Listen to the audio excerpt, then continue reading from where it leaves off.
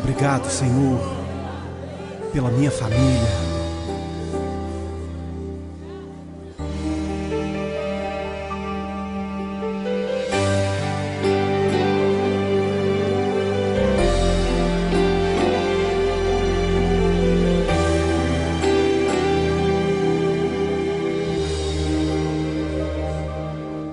Te agradeço pela minha família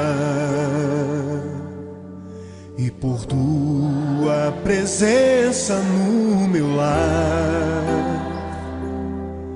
Te agradeço pelo pão de cada dia que o Senhor nunca deixou faltar. Te agradeço pela nossa harmonia. Só em Ti, Senhor, podemos confiar. Já te agradeço pelas Tuas maravilhas e os milagres que ainda há de operar. A minha família é bênção do Senhor. Me ensina a tratar minha família com amor.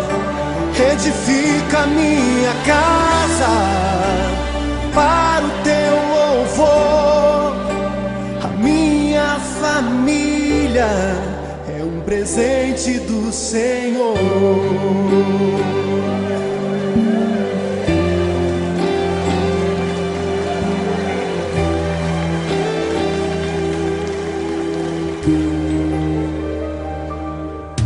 Te agradeço pela minha família e por Tua presença no meu lar. Te agradeço pelo pão de cada dia que o Senhor nunca deixou faltar. Te agradeço pela nossa harmonia. Só em Ti, Senhor, podemos confiar. Já te agradeço pelas Tuas maravilhas e os milagres que ainda há de operar. A minha família é bênção do Senhor.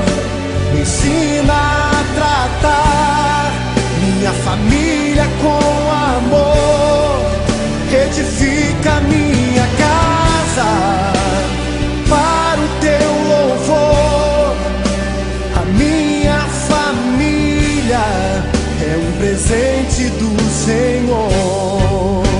A minha família é bênção do Senhor. Me ensina a tratar minha família com amor. Edifica minha casa para o Teu louvor. A minha família é um presente do Senhor. A minha família